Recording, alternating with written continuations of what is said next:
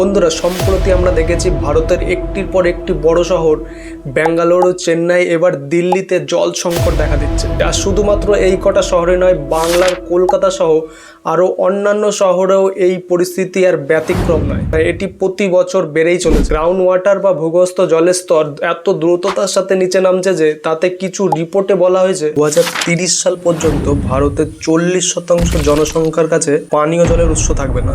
আর এরকম চলতে থাকলে 2050 সাল পর্যন্ত ভারতের 50% জেলা আর 30টি বড় শহর জলের সংকট ফেস করতে চলেছে। তবে জল সংকটের এই সমস্যা শুধুমাত্র জল পর্যন্ত সীমাবদ্ধ নয়, এর সেকেন্ডারি ইম্প্যাক্ট আরো বেশি ভয়ঙ্কর। তবে এই সমস্যায় আমরা পড়েছি কিভাবে, জল সংকট আর কোন কোন দিকে প্রভাব ফেলতে পারে, আর এর সমাধানই বা কি হতে পারে, চলুন দেখে নিই আজ।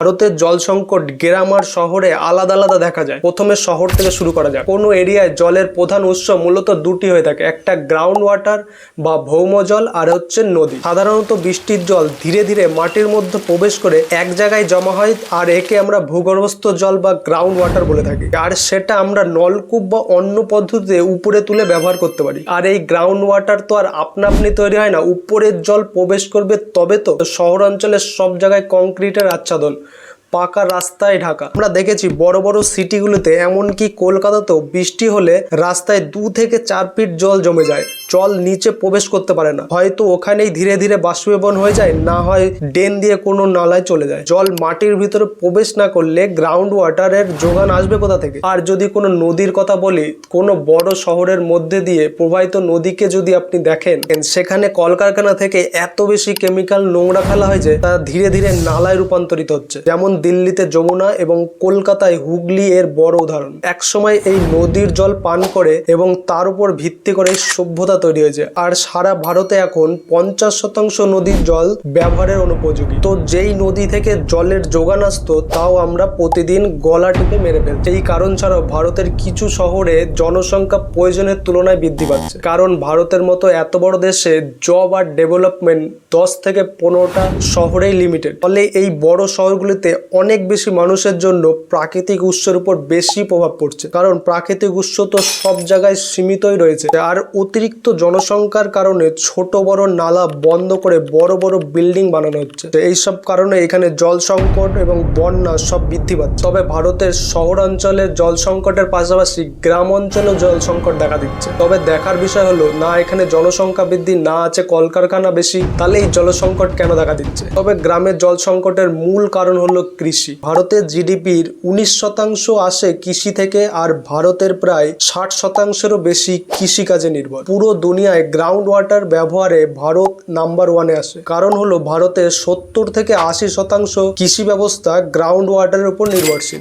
আমাদের কৃষকরা বেশিরভাগই নতুন টেকনোলজি এফোর্ড করতে পারে না, ফলে ইনএফিশিয়েন্ট কৃষি প্যাটার্নের জন্য সবচেয়ে বেশি জলের অপচয় হয়। এছাড়া ওয়াটার গাজলিং ক্রপ, অর্থাৎ যে ফসল চাষে বেশি জলের প্রয়োজন হয়, যেমন ধান, আখ, তুলা, গম প্রভৃতি, আর এগুলো তো আমাদের দেশে বেশি চাষ করা হয়। আর এইগুলো চাষ করায় অতিরিক্ত জল উত্তোলনের জন্য গ্রাউন্ড ওয়াটারের লেভেল ধীরে ধীরে কম হচ্ছে। যেমন পশ্চিমবঙ্গের বেশি ধান উৎপাদনকারী বর্ধমানের কথা যদি বলি, একটি সমীক্ষায় দেখা গেছে বর্ধমানে 2013 সাল থেকে 11 মিটার ড্রপ হয়েছে গ্রাউন্ড ওয়াটারে। আর অন্যদিকে বেশি ফসল উৎপাদনের জন্য কৃষিক্ষেত্রে যে কীটনাশক ব্যবহৃত হয় তা মাটি দূষণের সাথে সাথে আমাদের খাবারকেও বিষাক্ত করছে, আর এই বিষ গ্রাউন্ড ওয়াটারের সাথেও গিয়ে মিশছে। আর এর জন্যই ভারতের বেশিরভাগ রাজ্যেই গ্রাউন্ড ওয়াটারে ফ্লোরাইড, আর্সেনিক প্রভৃতি উপাদানের পরিমাণ বৃদ্ধি পাচ্ছে। আর এরপর জলবায়ুর পরিবর্তনও জল সংকটের জন্য একটা বড় কারণ হিসেবে দাঁড়ায়। আর এই জন্যই কিছু বছরে বিশ্ব আবহাওয়া পরিবর্তন দেখা যায়, আর ভারতেও অসময়ে বৃষ্টি বা খরা দেখা দিচ্ছে এবং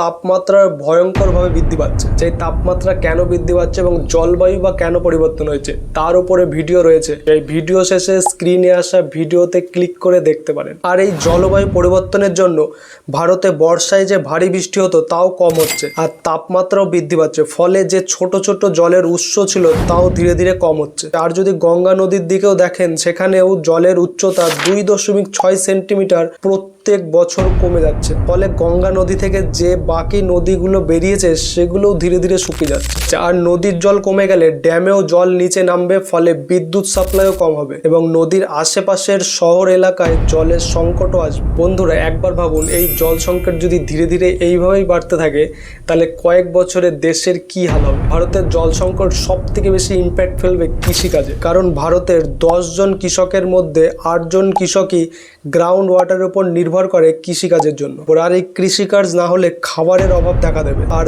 দেশের মধ্যে খাবারের জিনিসের দামও বাড়তে থাকবে। আর এর প্রভাব ব্যবসার উপরেও পড়বে। জলের যোগান না হওয়ার জন্য অন্য কাজ বন্ধ হয়ে যাবে এবং নতুন ইনভেস্টমেন্টও বন্ধ হয়ে যাবে। আর এর সরাসরি প্রভাব পড়বে জবের উপর। দেশের বেকারত্ব দ্রুততার সাথে বৃদ্ধি পাবে। আর জলের নিম্নমানের জন্য যে রোগগুলো ছড়ায়, যেমন জন্ডিস, ডায়রিয়া, টাইফয়েড, এইগুলোও বাড়তে থাকবে। তবে এর উপায় কি হতে পারে? বড় বড় শহরগুলিতে বৃষ্টির জল সংরক্ষণ শুরু করতে হবে, যাতে শহরের আশেপাশে গ্রাউন্ড ওয়াটারের বৃদ্ধি করা যায় এবং আমাদেরও জলের রিউজ শুরু করতে হবে।